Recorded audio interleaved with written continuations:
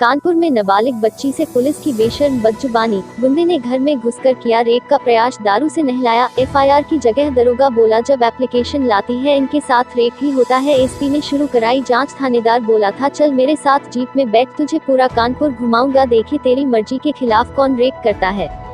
Kanpur police लगता है महिलाओं बच्चियों के साथ अपराधों में खुद ही अपराधियों की हमसफर हो चुकी है, तभी तो वह थाने में बच्चियों से ऐसी असभ्यता की बातें करती है जिसे सुनकर ही शर्म आ जाए। कानपुर में एक गुंडे से अपनी इज्जत बचाती घूम रही एक नाबालिग बच्ची 50 दिन से थाने से लेकर एसएसपी कार्यालय तक के चक्कर लगा रही है। गुंडा 2 बार घर में घुसकर बच्ची से रेप के प्रयास कर चुका है, उसको सरेआम दारू से नहलाकर बाल घसीटते हुए मारता है। आरोपी के डर से घर वालों ने उसकी पढ़ाई तक छुड़वा दी, लेकिन चौकी इंचार्ज उससे कहता है ये जब एप्लीकेशन लाती है इनके साथ रेप ही होता है। सबसे शर्मनाक रवैया तो थानेदार दिखाता है जो गुस्से में धमकी देता है, तू कितनी सुंदर है, चल बैठ मेरी जीप में, तुझे पूरा कानपुर घुमाता हूँ, देखता हूँ तेरी मर्जी के बगैर कौन तुझे छेड़ता है। लड़की की इन शिकायतों पर अब एसपी ने खुद जांच के आदेश दिए हैं।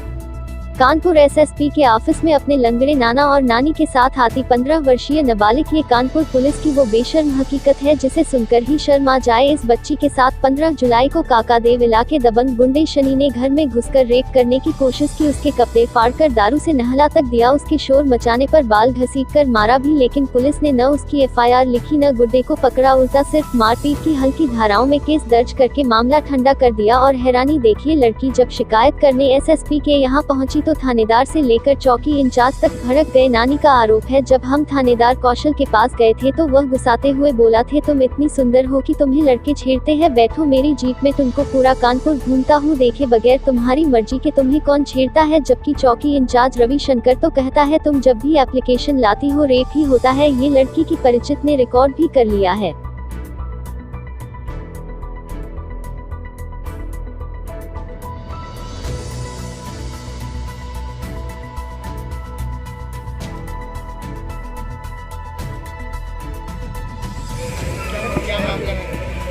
मैं 2 साल पहले जब स्कूल जाती थी तो उन लोगों ने मुझे रास्ते में छेड़ा, सनी लड़का है, उसने मुझे रास्ते में छेड़ा तो मैंने घर पे आके बताया तो इन लोगों घर वालों ने कहा रहने तो, अपने घर पे कोई लड़ाई करने वाला नहीं है, पढ़ाई छोड़ दो।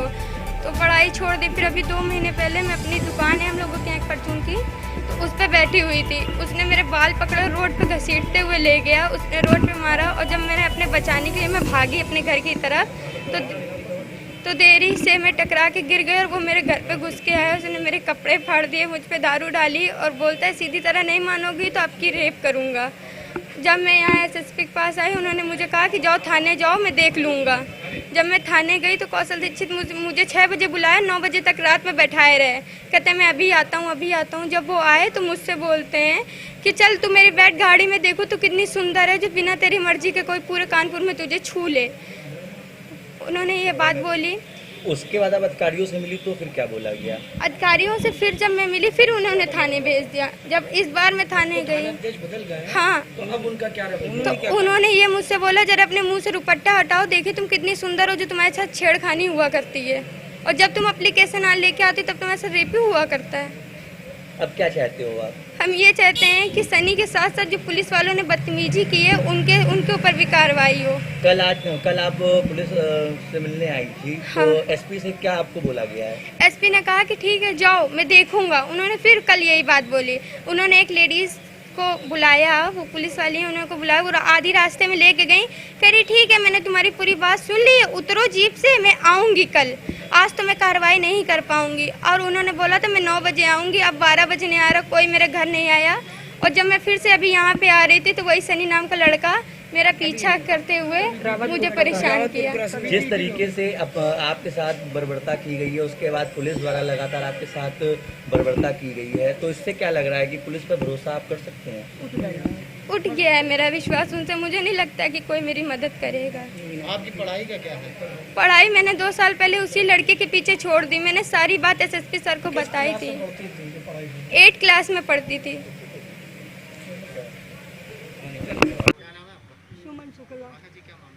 ये मेरी लड़की पढ़ती थी, राजकीय विद्या कॉलेज में पढ़ती थी, वहाँ जाके इसकी फ़ोटो वोटो खींचता था, दौड़ाता था, तो ये भागते आती थी घर में। मम्मी ऐसा हमसे बताती थी, मैं बच्चों से नहीं बताते क्योंकि पढ़ाई इसकी बर्बाद हो जाएगी।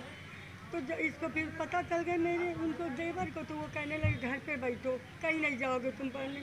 अब जब वहाँ से तो ये अपने घर पे बैठी, कहूँ फ़ोटो खींच रहा, कलपति ग्लंट खींच रहा, कहीं तो खींच रहा, तो ये बाहर बैठी थी, आया बाहर पकड़ के इसके ले गया सड़क पर। जैसे इतने हम चिल्लाने लगे, मेरी इतनी चोटें आई, ये घर में भगी तो इसके ऊपर पसड़ गया, इसके कपड़े सब फाड़ डाले। कही रहे कि अभी तो बच गई, तू जब बचाने लगा तो इसको बचने नहीं देंगे, तेरे साथ बलात्कार करेंगे, दारू डाल दिया, तेरे पेट्रोल डाल देंगे, तो इसको कड़ी सज़ा मिलनी चाहिए। अधिकारियों से आप मिली? हाँ मिली, तो ये यही भाषा बोली उन्होंने कि आप आइए यहाँ पे पांडव नगर। तो हम लोग पहुँचे वहाँ पे, तो कह रहा है कि आप मेरी गाड़ी पे बैठिए और देखो कितनी सुंदर तू है, तो तुझे लड़का छेड़ते हैं, तो इतनी सुंदर है। अब आप क्या चाहती हो? हम चाहते हैं कि पुलिस वाले के ऊपर अब हमारा विश्वास भरोसा उठ गया उनके पास, तो क्योंकि बदतमीजी करते, गाली देते हैं और उल्टा सीध बोलते हैं, तो इनके खिलाफ करिए और भरतद्वाज, सनी और बॉबी प्राण के ऊपर करिए। सनी और बॉबी ये लोग क्या करते हैं? ये इनके बाप ठेकेदार है, प्राण ठेकेदारी करता है, उसका बाबा ठेकेदार, इसका लोडर चलाता, अपना मोटरसाइकिल गुंडे से घूमता,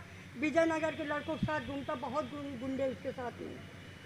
आप कार्रवाई कैसे करें? कह रहे मेरी लड़की 15 साल की, इसको आपको बचाना है भैया। हम हाथ जोड़ के कह रहे मेरी बिटिया की इज्जत बचा लो, बस नहीं पढ़ नहीं पा रहे भैया। ये बहन है तुम्हारी, इसको पढ़ाना चाहती थी, पढ़ नहीं पा रही गुंडा।